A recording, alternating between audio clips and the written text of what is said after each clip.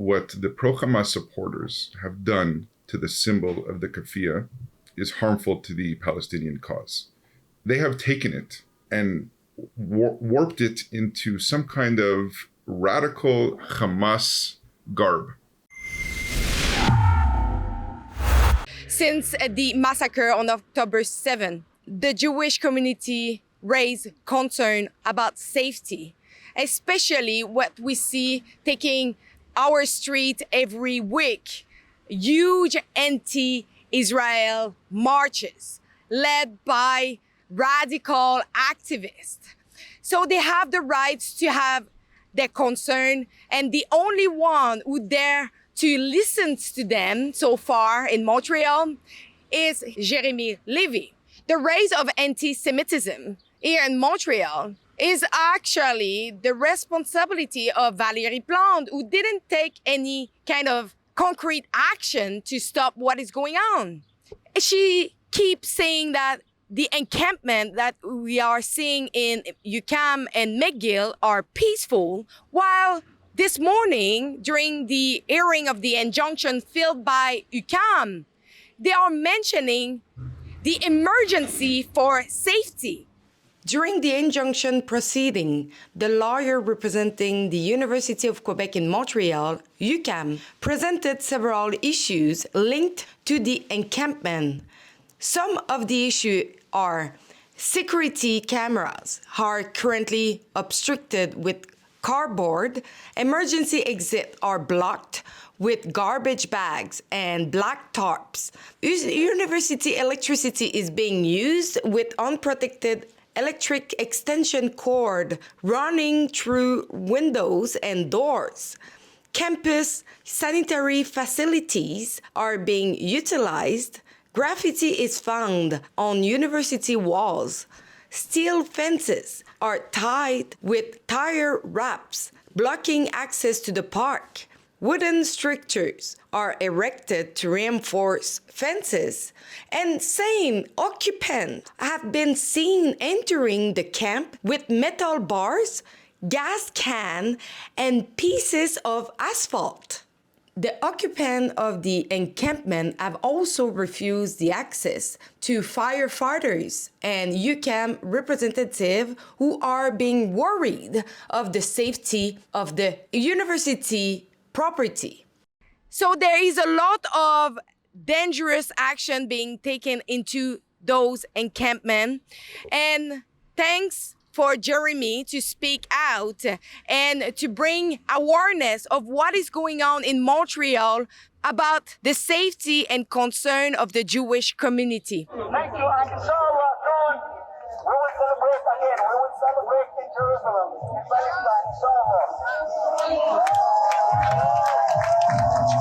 October 8th, before Israel was finished counting its dead, before it finished knowing how many hostages were captured, before there were any discussions of a retaliation, Montreal in Westmount, in front of the Israeli Consul General's office, a group of pro-Hamas supporters celebrating, not protesting what's going on in Israel, but celebrating the massacre. That's the beginning of hate that we have seen. And then a few weeks later, we see people proudly tearing down Israeli hostage posters. This was not something to say that they're supporting the war efforts or they oppose what's going on. This is just, these people were captured by sadistic terrorists. We're not going to remember, we're not going to forget them. We will remember them. We'll do everything we can to encourage and advocate for their safe return home. And we see people that have no idea of the history of the conflicts in Israel and what they have been dealing with. We see these young individuals just tearing them down because it's some kind of ideology planted in their head that this is the right thing to do. And people were doing it proudly. It's openly anti-Semitism. So we passed a bylaw and we said anybody who tears down these posters in Hampstead will be subject to a $1,000 fine. And furthermore, it's not part of the bylaw, but it was a commitment by Hampstead to donate the proceeds to Israel, whether it was Magen David Adom Ambulance or United Hatzalah, some organization that is very good in the state of Israel. And what we've seen since is nobody is proudly, openly recording doing this. Yeah, some people might do it in the dark, but our job is not to eradicate hate. I don't think anybody will ever erase hate. That's above our pay grade to deal with, but we can control anti-Semitism. And it's no different than controlling speeding on a highway. And that's how you have to combat anti-Semitism. You put controls and regulations in place that people will think twice before their actions. The problem is we were leaders, our leaders in dealing with this, but nobody else wanted to follow suit. Nobody else is really interested in tackling anti-Semitism in Canada. It's really a systemic issue. Last November, I was invited to the North American Mayors Summit to combat anti-Semitism. This was in Florida. There were 2 Canadians there, myself and the Canadian Consul General in Florida. No other mayor from Canada was there. If it wasn't for me, it wouldn't have been called North America, just American Mayor Summit. But the federal government knew about it clearly because they had their representative, their Consul General there. Why did they not advocate to have any other mayor there? What do you think what is going on with politicians who actually embrace one side and wear like keffiyeh and shake hand of a terrorist person? I have to give credit to the Speaker of the Ontario legislation in Queen's Park, where they have banned keffiyehs. A keffiyeh is not a religious symbol. Normally, I don't really care what somebody wears. But what the pro-Hamas supporters have done to the symbol of the keffiyeh is harmful to the Palestinian cause. They have taken it and warped it into some kind of radical Hamas garb. They use it to cover their face and instill fear and intimidation in the people that are around them. So whenever I see this now, that's what I think about. And I have to imagine that there are many people who feel intimidated when they go to these crowds, and they see how they're using the keffiyeh to instill fear and intimidation. And then we see this with some elected officials wearing it, obviously not in the same manner, but I think it's complete inappropriate symbol to wear because of the meaning that it has in these very powerful pro-Hamas demonstrations. With regards to the picture of Minister Yair Sachs, I think it was atrocious. There was absolutely no need to take a picture, let alone hands in the picture. There's one thing to have diplomatic relations. You could have a conversation with somebody. You could go meet with somebody face to face. But there's no need to stand in a picture and pose with someone smiling. Like that crossed the line. So I think diplomacy is important, but I think it has to be navigated delicately.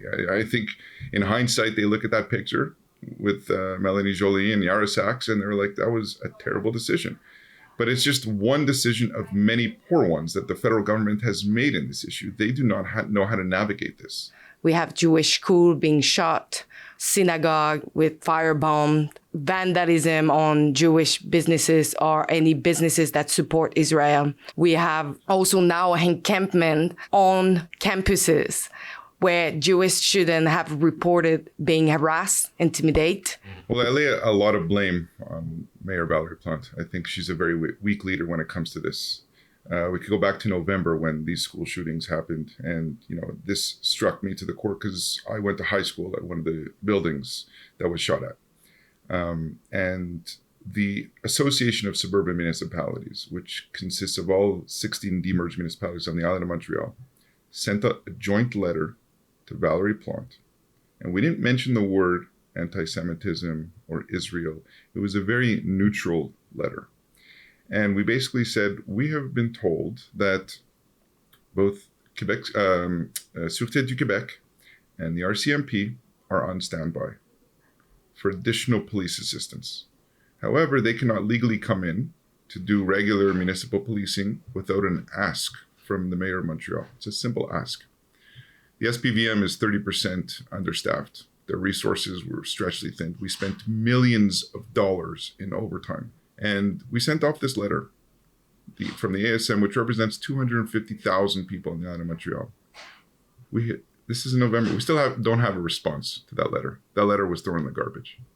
And then the mayor of NDG, who is now on the executive committee to combat anti-racism, said in an interview that she would be open to having unarmed guards at Jewish institutions.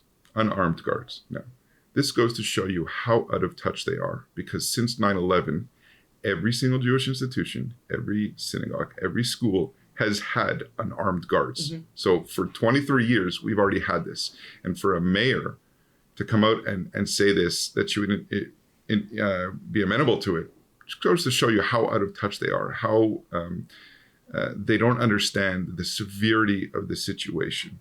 I think McGill made a very grave mistake at the beginning by allowing it to happen and not pushing back hard. There's only one way to deal with this, and it's through strength. No matter what it takes, no matter how bad someone looks, no matter what the press says, you need to be on the right side. You need to take a position, you need to stick to your guns and push forward on it. McGill was on the fence. They didn't know which way to go. When Neil Oberman filed an injunction a few days after, McGill had the opportunity to come testify and say at that point in time what they wanted to do. And McGill just said, we're just here as an observer. This is your property. You needed to have taken a staunch position on this. They have failed. Obviously, in hindsight, they regret it because now they're asking for the police and the courts to remove them.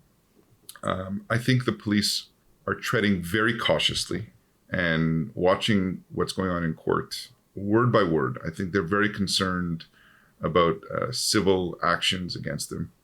They haven't been successful in the past. I think they just had a $6 million claim made against them that was successful to the plaintiffs.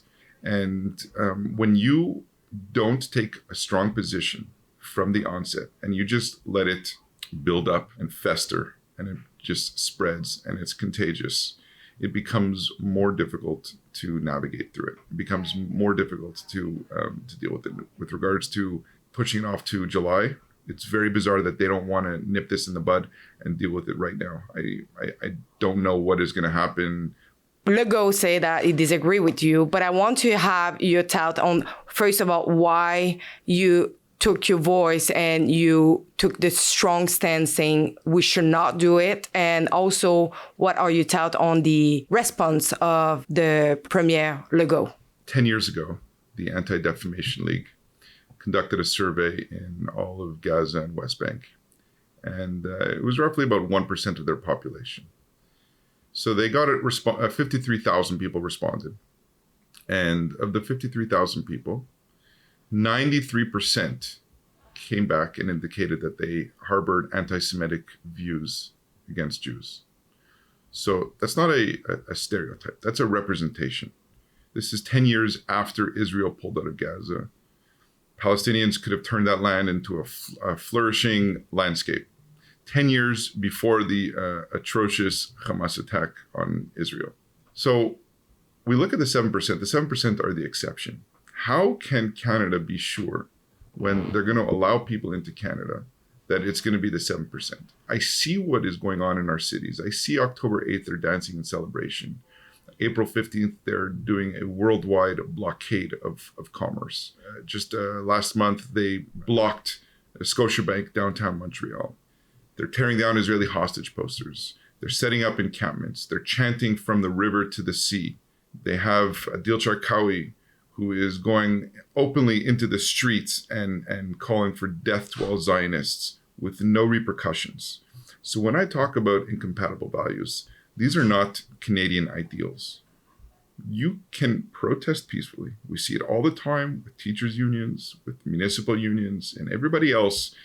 But it's as if I don't get my way, I'm going to throw a tantrum until my demands are met. And that is not the way Canada works. We are governed by rules and by laws. So what I said is no different than 34 US senators, which represents a third of the US Senate, which openly signed a letter to President Joe Biden. It's no different. I think Premier Legault said that he doesn't agree because it's probably the politically correct thing to do. I know my comments were perverse, politically incorrect, but now is not the time to be politically correct. Now is the time to be strong in your opinions, to be strong in your positions. If there are elected officials that cannot handle that, then they should not pretend to be leaders. It might seem nothing to go and sign a petition, but your future and what we stand for, democracy, is being in danger.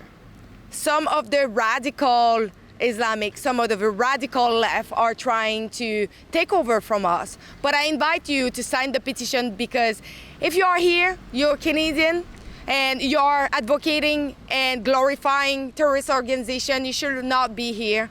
You're not welcome, you should be deported. So go and sign, deporthamas.com, make your voice heard before it's too late.